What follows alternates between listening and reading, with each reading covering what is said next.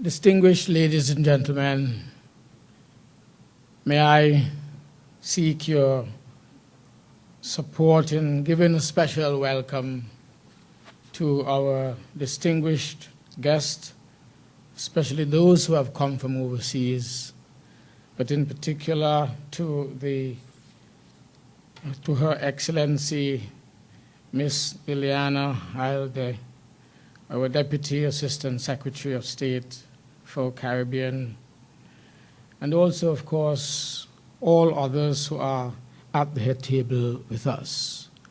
That is Mr. Forbes of the IMPACS and also Her Excellency Mrs. Browne. I want to give you a special word of welcome today and to sincerely thank you, especially those, as I said before, who have traveled from overseas. Today, we are continuing to press and to collaborate in our efforts in order to insightfully anticipate and effectively counter the myriad threats being posed to this region's peace and security. Threats which become increasingly complex with each passing day, but threats which most assuredly will confront and which, with vision and insight and fidelity, we are all determined to subdue. Permit me, of course, by once again expressing the region's deep and collective appreciation to President Barack Obama and his administration for the very clear, forward-thinking, and resolute manner in which the United States of America has partnered with CARICOM on the matter of law enforcement and national security. This has resulted in our being able together to sharpen and intensify our battle against the multifaceted national security challenges that bedevil our region. And this is in fact making a world of difference. This modern age, with its advances in travel, its advances in technology and other phenomena, has forced our region to confront head-on many threats not of our own making. Threats that are alien to our socio-cultural and historic evolution, and which, of course, as a result, on our own, we were often experientially and materially not used to fighting.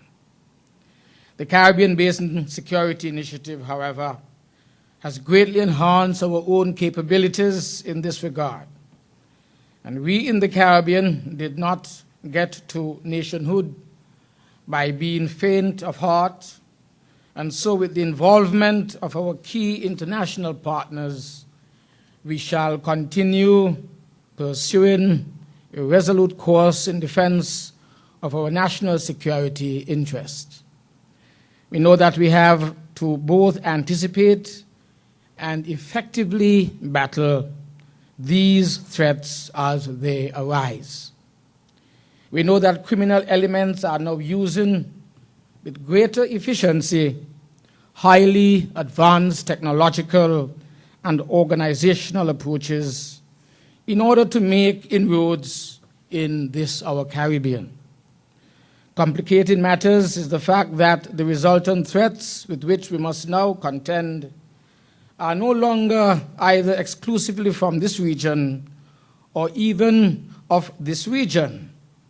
Indeed, those who create these threats are emboldened and networked by the best in 21st century technology and the worst in 21st century pathology. What I also know, however, is that this hemisphere possesses extraordinary, visionary, technologically advanced and determined interest, determined not only to meet, but indeed anticipate and preempt the types of challenges that criminal networks pose today. Indeed, some of these outstanding minds to which I just referred are your minds which are right here in this room in St. Kitts and Nevis this morning. And so, ladies and gentlemen, we understand the task that is before us. We understand that demands that have been made of us, and we move forward thanks to your extraordinary expertise and your commitment to the challenges which are at hand. Illegal trafficking in its myriad forms is indeed a scourge and the bane of the 21st century. The enormous amount of time, energy, resources, and expertise that go into the production, acquisition, storage, and transfer of illegal narcotics, into the illegal trafficking in weapons of various types, and most depraved of all, into the trafficking of human beings, demand a multi-dimensional and incisive counterattack from the forces of law, the forces for order, and the forces of good governance. And that is what makes the work of the CBSI so very important today. Indeed, it is the organization and technological advances of those against whom we battle that makes our projected thrust in the area of expanded regional coordination so key. The ability to share information and in a time-effective manner always has a pivotal impact on the types of operations that entities like the CBSI undertake. Because really, not only must there be enhanced access to data traditionally controlled by individual countries, but there is also, in our case, the complicating factors posed by the fact in our region, linguistic differences do abound. No one would ever question the depth of our commitment, ladies and gentlemen, but the peak effectiveness that we all seek also demands that we be able to communicate quickly and quite clearly, with the necessary arrangements having been put in place to ensure that the time-consuming and sometimes inaccurate translations that have long plagued multilingual collaborations all over the world neither hinder nor compromise the CBSI mission in this, our Caribbean region. In addition, even after the linguistic hurdles have been adequately addressed, there still remains that challenge of the technological infrastructure between and amongst member states, not always being compatible, thereby posing yet another challenge when there is a need for the timely dissemination of crucial intelligence. Ladies and gentlemen, it was a British politician and military strategist during the Second World War who publicly and resolutely and famously proclaimed that Britain would fight its enemies on the beaches, fight them on the land, and fight them at sea. It should be clear to all that our determination to fight local, regional, and international criminal elements within the framework of the Caribbean Basin Initiative is no less steely, as can be seen in our shared commitment to maritime and aerial dominance. Indeed, our working with the US and partner nations to detect, to monitor, and interdict illicit trafficking moving in and out of the Caribbean by air, sea, and ground makes this quite clear. The countries of CARICOM, like countries all over the world, are now grappling with the unpredictability of the global economy. In addition, the geographical profile of Caribbean nations is such that hundreds of miles of water separate nation A from nation B, making quick, easy, and cheap movement between the nations quite problematic. And as a Minister of Finance and as one who is understandably concerned about the prudent allocation of resources Region-wide, I therefore especially applaud our acknowledgement of the importance of modern technology in the form of virtual training, video conferencing, and so on, as we strive to secure all of the benefits of almost in-person collaboration while avoiding the traditionally burdensome costs.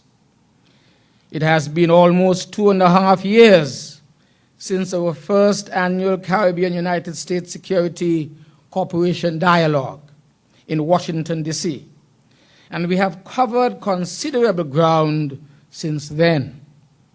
Let us resolve as we go forward, ladies and gentlemen, to maintain those strong bonds between our development partners and the CBSI governments.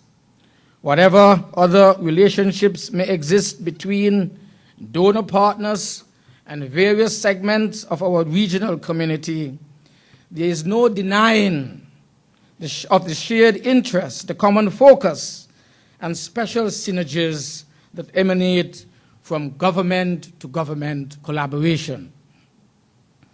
There is a validity, there is a credibility, and indeed a sense of responsibility that go along with being the elected voice of the people on all sides. The US, the Dominican Republic, CARICOM, that simply does not exist and cannot be replicated if one is functioning within the context of collaborating democracies. And then there is that universal priority of governments everywhere, insulating at-risk youth from the machinations of the criminal elements that abound among us.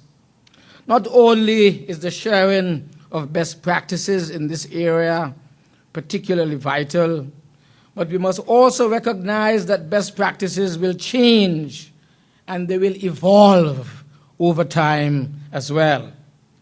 Ongoing exchange and collaboration vis-a-vis at-risk youth is therefore of particular importance.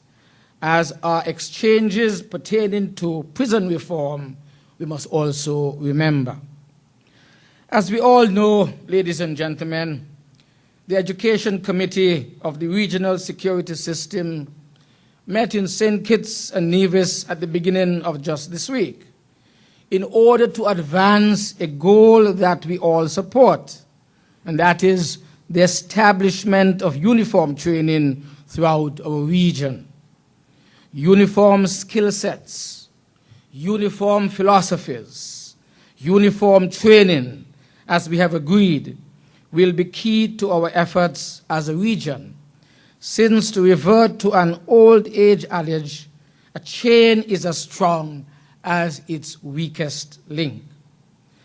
And we as a region, with all of our 21st century national security and law enforcement challenges, simply produce forces region-wide that represent uniformly very strong links.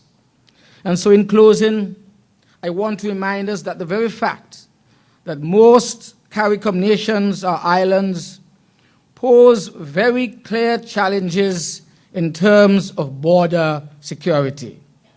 And once again, the United States of America has been instrumental in enhancing our capabilities in those areas that we are weak. However, understandably, the challenges of border security are still quite enormous, and the threats, they are ongoing, and the threats are quite real. By definition, border security poses that supreme challenge for us, affecting as it does our ability to fight the flow of illegal narcotics into our international waters and onto our shores, our ability to fight the flow of illegal weapons into our jurisdiction, and our ability to identify any human trafficker who may decide as he moves from one country to another to in some way use our territory. This partnership that has been forged between the United States, the Dominican Republic, and CARICOM in the form of the Caribbean Basin Security Initiative reflects the spirit of friendship and collaboration that exists between our member states. Most importantly, it reflects the inescapable reality that the production of drugs, the consumption of drugs, and the flow of weapons that always will follow the drug trade has embroiled our hemisphere in a predicament from which we would all wish to be extricated. This, however, will not happen because we simply wish for it. It will happen only as a result of the type of focused work that has taken place under the auspices of the CBSI, and that will continue to happen. And so again, I thank you. The social, economic, and overall stability of our CBSI member states stand to benefit greatly from the type of deliberations that have been occurring and will occur here today. And the CBSI, it serves as a key defender of this region, a key defender of the people of this region. You know, and I know that this is no exaggeration.